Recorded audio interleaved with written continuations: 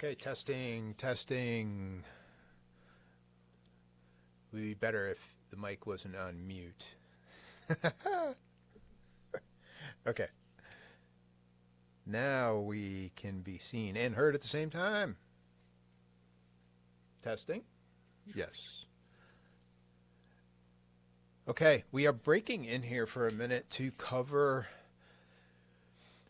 some really significant looking storm cells that have continued to develop over eastern South Dakota early this evening. Thank you for joining in on this broadcast of the Weather Co-op. If you are coming in from X on the other feed there, please follow at Weather Co-op. And we appreciate all of you who are coming in here across IG, Facebook, X, Twitch, and YouTube. Everyone, please subscribe to the YouTube channel at Weather Co-op.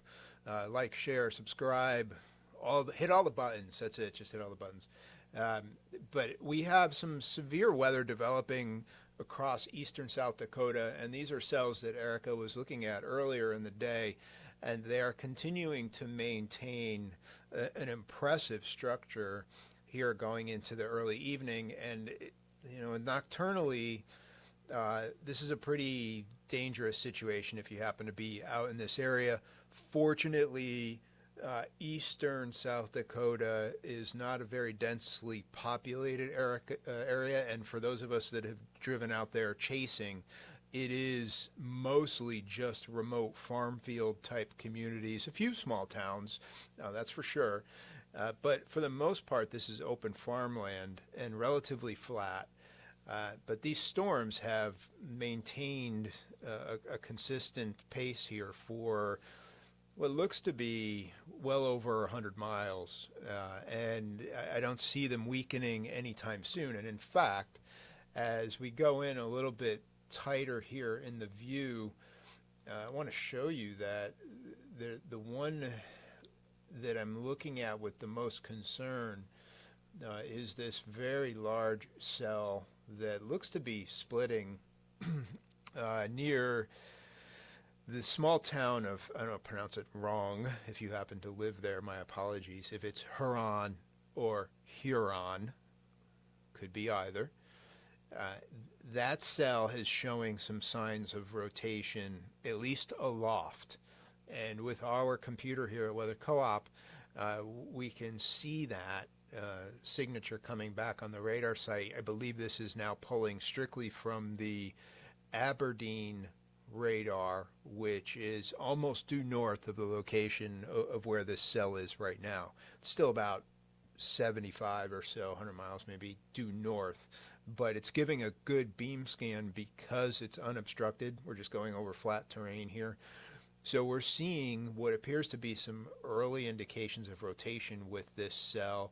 And although it's a little ragged in its overall structure, we don't really see a classic ventilation here. We don't see a flying eagle scenario. It does have some good, strong characteristics within it. And as I switch over from the views, this is the reflectivity view, which will traditionally give you a great look at the rain and the intensity of the rain that's falling with the storm. We'll go into the velocity scan, which will show us the direction of the wind as measured by particles in the atmosphere. And with a storm like this, it's typically raindrops that are being measured in their motion both toward and away from the radar site. And as I click this in here, you'll see it load up. With a velocity scan, although you can color it in different ways, the most accepted coloration of these scans is the green and the red representation here. So everything that's green is showing you motion toward the radar site. Everything that's red shows you motion away from the radar site. And within the coloration, and I'll zoom in just a bit here into this particular cell. I know it looks a little, it's kind of weird. It's like you're painting the sunset by numbers here with red and green, but even though it looks really widespread, the trained eye can hone right in on the important nature of this image, and it's right here. You're going to get a zoomed in view.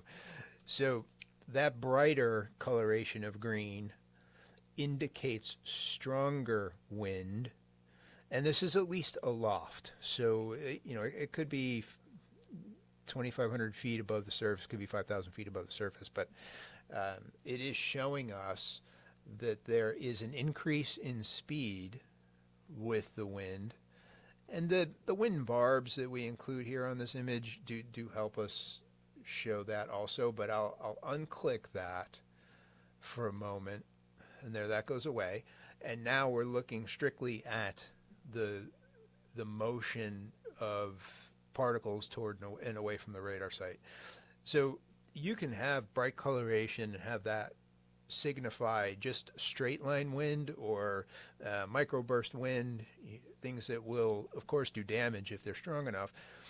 But what's important when you're looking at the potential signature of a funnel cloud or a tornado is when you have the motion toward and away from the radar site simultaneously. And although this is weak, you can see here to the northwest that there is a little bit of motion away from the site, and that seems to be rotating. Actually, you can kind of see that little spin, especially in those last few frames. I'll go for a little bit wider view. So that's telling us that at least the storm has some rotation within it. It does not mean necessarily that it's producing a tornado or anything like that, and this is not tornado warned at the moment. But you have to have some kind of motion within the storm as a general rule to end up producing a funnel cloud or a tornado anyway. So this is a strong sign that this particular cell is healthy, and it's moving. It looks like it's moving at about 20 miles an hour, maybe just slightly over 20 miles an hour to the north-northeast. And it's going over fairly remote area. So I'll go a little bit wider here and show you what we're dealing with in terms of geography. When you get up into this now we're in the north-central part of South Dakota, but when you get up toward the northeast corner of South Dakota, where you intersect with North Dakota and Minnesota, you get a little bit of varied terrain there, but not all that much. So this is going to be able to maintain some strength over the next hour or so. There's a lot of warmer air in this area right now, with all the heat that we've had of late, so that's helping to fuel these. It is after dark, though, so it's going to lose some of that energy as we move ahead. The only other area that I'm looking at right now that's showing any cause for concern or alert for you is this cell that is in Idaho and is moving just to the east of Pocatello, and I'm going to zoom in on that quickly also. We did see some weak storms over southern New England a little while ago, and other than producing some rain, I haven't seen any damage reports from those. But this cell here, and I'll get the radar on for Pocatello in a moment. Stand by, switching screens. We have a lot of area to cover. Okay, here we go. So this is the velocity on that radar, and it's not really showing anything as far as the wind goes. But when I switch back to reflectivity, showing the precipitation as a general rule, you can see that more intense area there that moves right along with the indicator for potential small hail. That's moving northeast of Pocatello up toward Blackfoot. and getting out into the plains of Idaho. So those are the only real significant storms that we're seeing right now that we'll be paying attention to over the next few hours here. There's some other weak activity over the Four Corners, with the monsoonal moisture there. And this is a quick look at the cells going over in southern New England. I'll cover that lastly. If I zoom in too far here, we'll get you into street level. I don't necessarily want to do that right now. There we go. So you can see this.